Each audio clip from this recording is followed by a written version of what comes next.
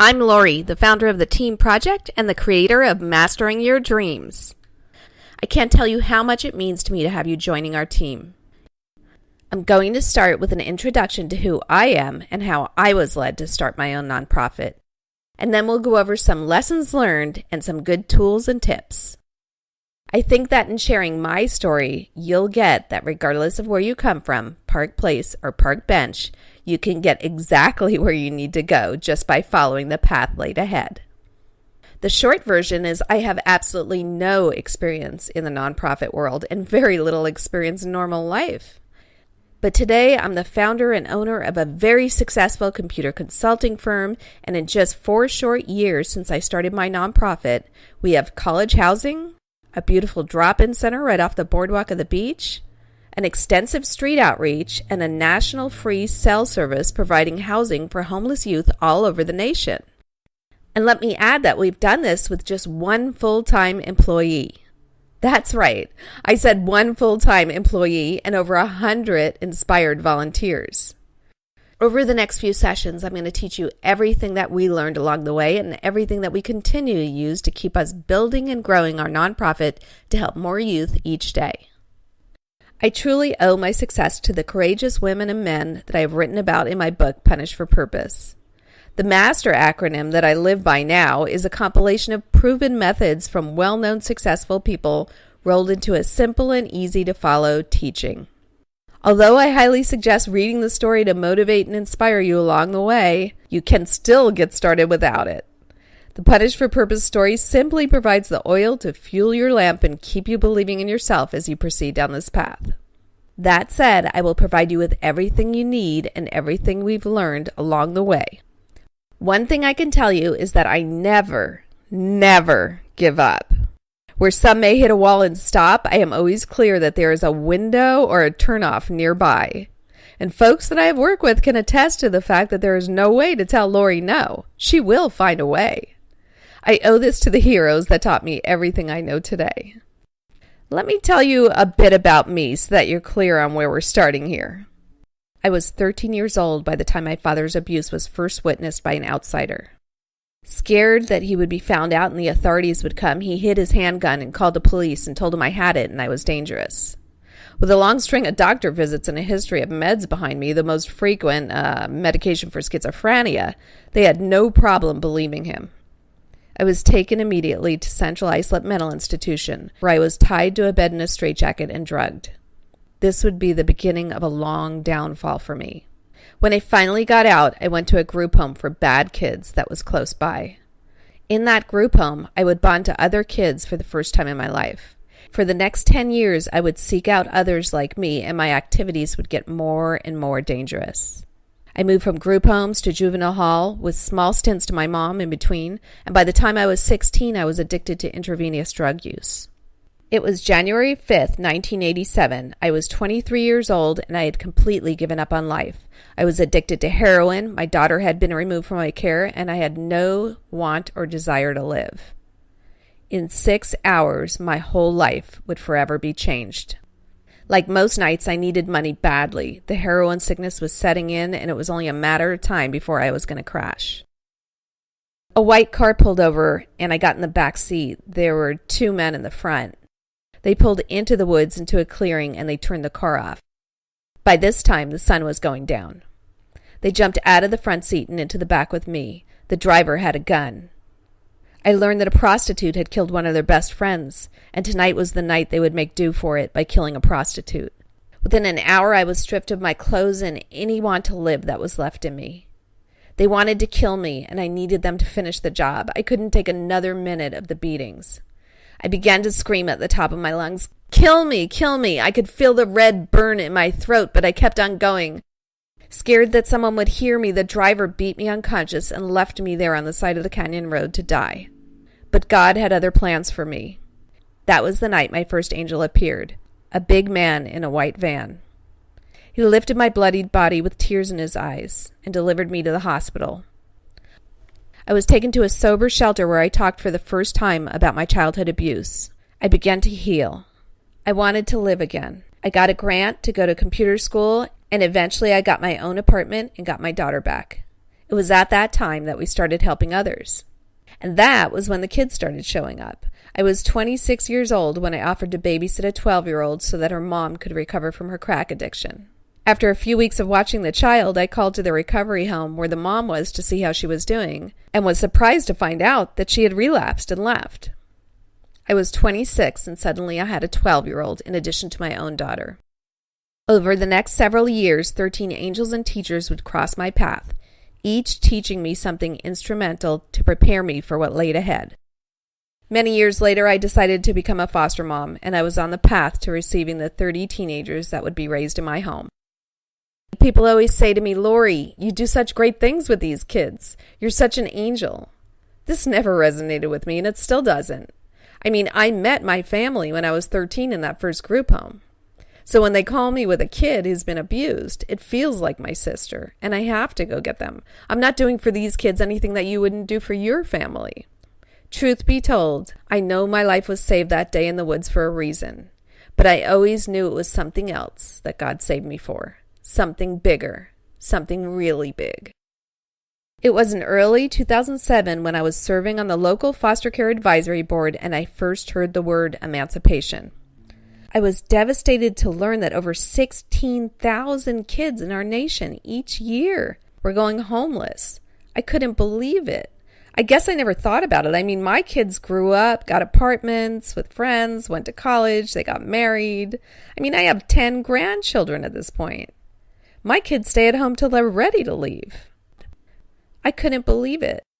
I felt like I'd been punched in the chest. It was hard to read. I couldn't believe this could be happening in America. I called my best friend Linda, and Linda's a secretary at a real estate agency. I said, "Linda, you're not going to believe this. Google the word emancipation." Within a few minutes, we were both on the phone crying. Linda and I knew we had to do something, but neither of us were sure what. Within a few days, we realized we needed to start a nonprofit. The moment we started, I could see how my whole life was orchestrated up to this moment. My dad, the drugs, the streets, the angels I had met, just to prepare me for this very moment. Now that I had my purpose, I needed to start immediately. And this is probably right where you're at today. So let me share a bit about what happened, the mistakes we made along the way, and the tips and tricks to get you going on the right path today. Now remember, at this point in my life, I was a computer networking engineer with my own consulting firm. We had no idea where to begin with a nonprofit. I'm going to share with you what Linda and I did, in other words, what not to do, and then the lessons learned and the very tools we adopted and we still use today to grow our business. I want to start by saying if you're looking at starting a nonprofit and you're anything like Linda and I were a few days later, you're probably overwhelmed with the work ahead and feel way out of your comfort zone.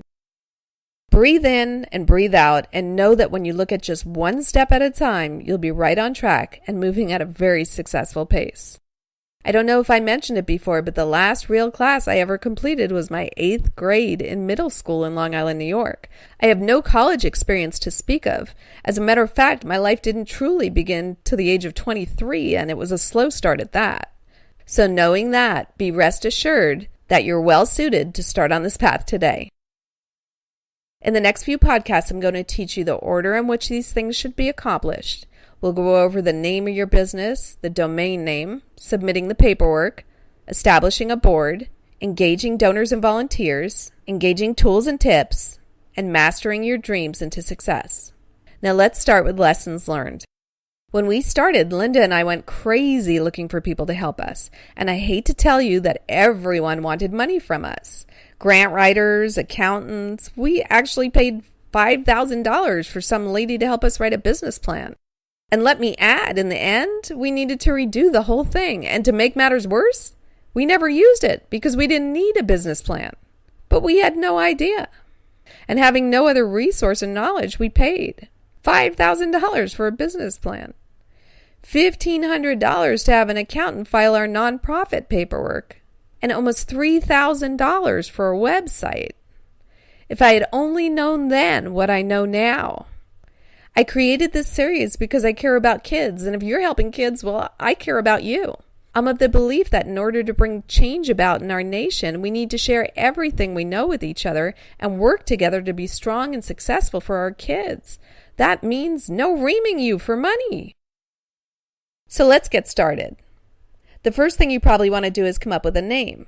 That's a good start, but let me warn you, you don't want to choose a name without being sure you can purchase a website for it.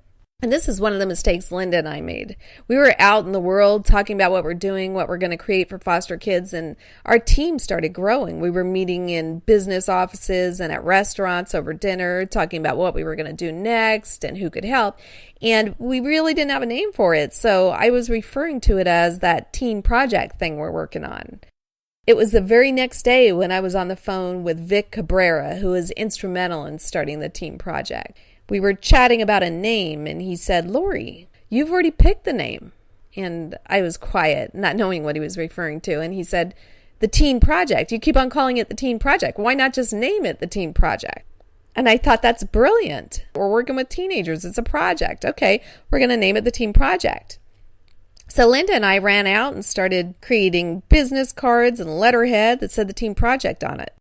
Unbeknownst to us, that when we would get online to look for a domain for our team project so we could start building a website, the name had been bought up. I guess somebody else thought it was a good name too, namely buydomains.com. Buydomains.com is a company that buys up popular domain names for $9.99 and resells them to people like us for, say, $3,000, $4,000. So, as you already know, we spent way too much money on everything else, and we had nothing left in the kitty. Now, I knew at that point the best thing we could do is get the teenproject.com or the teenproject.org, which is popular with nonprofits, or worst yet, the teenproject.net. But buydomains.com had bought up all three of those. So the only thing left was the teenproject.cc or the teenproject.us. So one of our board members suggested we take the US and we work on the .com later.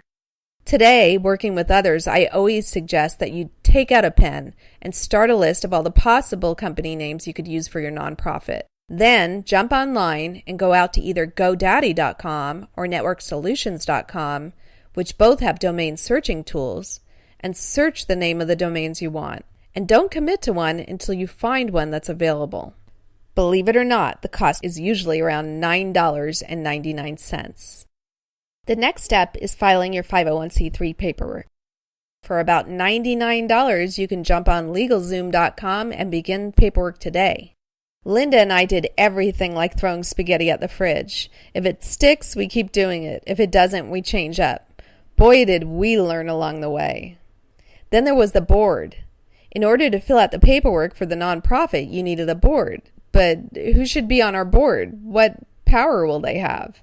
So we received some good advice from a successful nonprofit founder that we were friends with. She said, choose a board you trust, people you know, and keep it small. You don't want a lot of controversy on your board. You can mature your board later, getting people like social workers and attorneys, but for now, just start. Just choose people you know that have a like heart and a like mind, people you trust. And also, check out the requirements for your state. If you're thinking about adding relatives to your board, we learned that California will only allow a certain percentage of relatives. California is one of the strictest states. In some states, they have rulings on the minimum number of people on the board, and others don't allow youth on the board. So be sure to get online and check out what the board requirements are for your state. The next territory we ventured into was grant writing. I invited a few of my close friends over that wanted to help with the teen project, and we all sat down at the table with some snacks and some coffee, and we each had our own laptop, and we began researching grants. We spent several hours at my kitchen table, and we had no idea where to start, and by the end, we were just simply exhausted. We all had a little handwritten list next to us. I'm embarrassed to tell you that when Brooke turned her laptop our way to show us a major computer company offering grants to new foundations, we were way too dizzy to read the words. But all of us girls noticed the handsome cowboy off to the side where it talked about the founder. One of the girls at the table smiled and said, yeah, this one.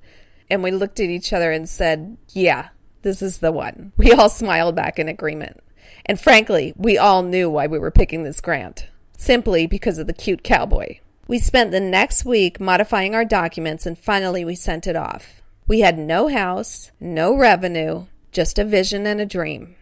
It was a few days before Christmas, and I was in the mall shopping for clothes. I was actually in the dressing room when the phone rang. And the lady on the phone said, "We received your grant request, and I've got to tell you it's the end of the year, and we have a requirement to give away more money right now. So we decided that we would actually send you $125,000. It was all I could do to not scream in that little dressing room. As soon as I got off the phone, I called the girls, and we were all screaming.